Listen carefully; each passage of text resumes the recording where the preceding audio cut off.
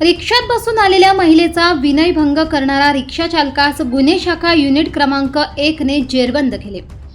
याबद्दल अधिक माहिती अशी की दिनांक 22/6/2025 रोजी रात्री 8 वाजेच्या सुमारास फिर्यादी या सिडको स्टेट बँक चौक ते मेन रोड रिक्षाने प्रवास करत असताना सदर रिक्षा चालकाने फिर्यादी यांच्यासोबत अश्लील कृत्य करून त्यांचा विनयभंग केला, म्हणून फिर्यादी यांनी सरकारवाडा पोलीस ठाणे येथे गुन्हा नोंद केला आहे।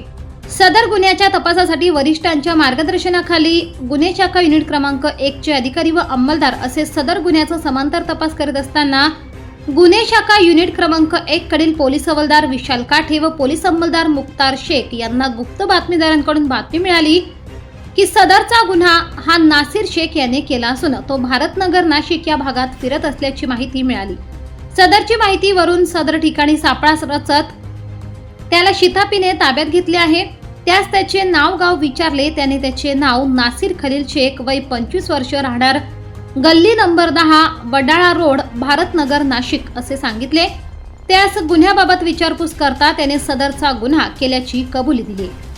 सदर आरोपितास पुढील कारवाई कामी सरकारवाडा पोलीस ठाणे यांच्या ताब्यात देण्यात आले आहे।